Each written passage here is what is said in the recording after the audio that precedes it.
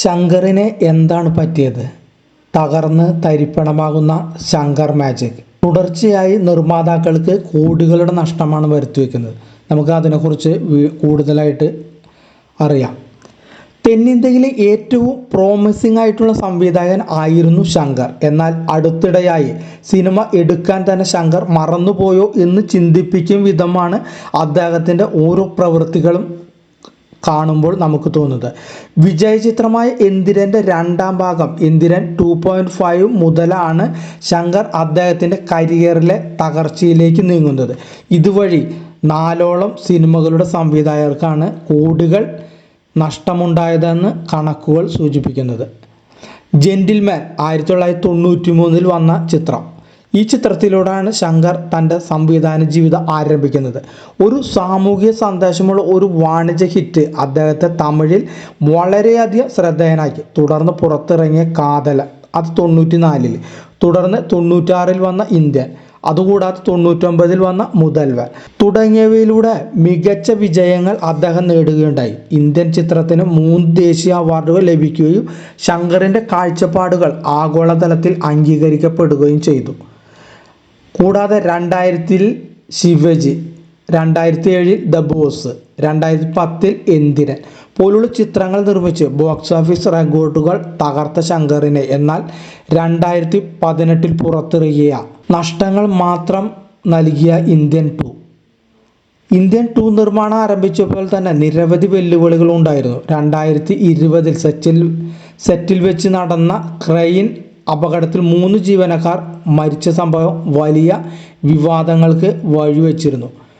Covid മഹാമാരി എല്ലാ മേഖലയെയും തകർത്തതുപോലെ സിനിമയെയും ബാധിച്ച സമയത്ത് അതിൽ ഇന്ത്യൻ 2 ഉണ്ടായിരുന്നു. കോവിഡ് മൂലം 200 കോടി രൂപയിൽ നിന്ന് 300 കോടിയിൽ സിനിമയുടെ ബഡ്ജറ്റ് എത്തി. എന്നാൽ റിലീസിനു ശേഷം ചിത്രം ബോക്സ് ഓഫീസ് പരാജയപ്പെടുകയും 50 മുതൽ 70 കോടി രൂപയുടെ നഷ്ടം ഉണ്ടാക്കുകയും ചെയ്തു.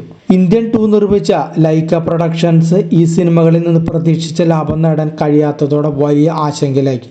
ദിൽരാജു നിർമ്മാതാവായി ഷൂട്ടിംഗ് ആരംഭിച്ച ഇന്ത്യൻ 2 പിന്നീട് ലൈക്ക ഏറ്റെടുക്കുകയായിരുന്നു. എന്നാൽ ചിത്രം സമ്പൂർണ്ണ പരാജയം ആയതോടെ ശങ്കറിൻ്റെ വലിയ ബഡ്ജറ്റ് പ്രൊജക്റ്റുകൾ ലൈക്ക പ്രൊഡക്ഷന് സാമ്പത്തിക ഭാരം മാത്രമായി അവശേഷിച്ചു. ഒരു ചേഞ്ചുമില്ലാതെ ഇപ്പോൾ ഗെയിം ചേഞ്ചർ. എല്ലാ നഷ്ടങ്ങളും നികത്താം എന്ന് കരുതിയാണ് പാൻ ഇന്ത്യൻ സ്റ്റാർ രാം ചരനെ വെച്ച് ശങ്കർ ഗെയിം ചേഞ്ചർ എന്ന സിനിമ പ്ലാൻ ചെയ്തത്. എന്നാൽ ജനുവരി 10, 2025 റിലീസ് ചെയ്ത ചിത്രം ഇപ്പോൾ വലിയ പരാജയത്തിലേക്ക് നീങ്ങുകയാണ് എന്നാണ് റിപ്പോർട്ടുകൾ വ്യക്തമാക്കുന്നത്. സിനിമയുടെ നിർമ്മാതാക്കൾ ഗെയിം ചേഞ്ചർ റിലീസ് ചെയ്ത ആദ്യ ദിനത്തിൽ ലോകവ്യാപകമായി 186 കോടിയുടെ വരുമാനം നേടിയതായി അവകാശപ്പെട്ടു. എന്നാൽ ഈ കണക്കുകൾ സംബന്ധിച്ച് സംശയങ്ങൾ ഉയർന്നിട്ടുണ്ട്.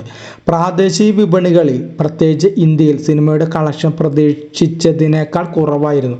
2ാം ദിവസത്തിൽ ഇന്ത്യയിൽ സിനിമയുടെ വരുമാനം ഏകദേശം 20 കോടി രൂപയായിരുന്നു. ആകെ കളക്ഷൻ 71 കോടി രൂപ ആണ്. ഗെയിം ചേഞ്ചർ എന്ന സിനിമയുടെ ബോക്സ് ഓഫീസ് കളക്ഷൻ കണക്കുകൾ വ്യാജമായി ഉയർത്തിയതായി ഇപ്പോൾ ആരോപണങ്ങൾ ഉയർന്നിട്ടുണ്ട്. പ്രധാനമായും സിനിമയുടെ നിർമ്മാതാക്കൾ വരുമാന കണക്കുകൾ 100 കോടി രൂപയോളം വർദ്ധിച്ചുവെന്ന ആരോപണമാണ് ഉയർന്നത്. ഇത് പ്രേക്ഷകർക്കും ചലച്ചിത്ര വ്യവസായത്തിനും വലിയ ആശങ്കകൾ സൃഷ്ടിച്ചിട്ടുണ്ട്.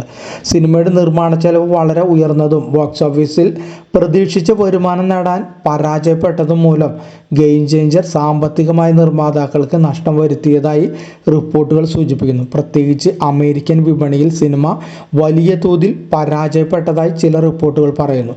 കേരള ബോക്സ് ഓഫീസിൽ നിന്നും വളരെ മോശം അഭിപ്രായങ്ങളാണ് ഗെയിം ചേഞ്ചർ നേടിക്കൊണ്ടിരിക്കുന്നത്. ഗെയിം ചേഞ്ചർ സിനിമയുടെ പരാജയം ശങ്കറിൻ്റെ അടുത്ത കാലത്തെ സിനിമകളുടെ പരാജയങ്ങളുടെ തുടർച്ചയായി കാണപ്പെടുന്നു. ഇത് അദ്ദേഹത്തിൻ്റെ കരിയറിൽ ഒരു പ്രതിസന്ധി സൃഷ്ടിച്ചേക്കാം. എന്നാൽ ശങ്കറിൻ്റെ മുൻ വിജയങ്ങളും സാങ്കേതിക മികവും അദ്ദേഹത്തിന് ഈ പ്രതിസന്ധി മറികടക്കാൻ സഹായിക്കുമെന്ന പ്രതീക്ഷ ഉണ്ട്. ഇന്ത്യൻ 3ാം ഭാഗത്തിലാണ് ഇനി പ്രേക്ഷകരും ആരാധകരും കണ്ണുനട്ട് കാത്തിരിക്കുന്നത്.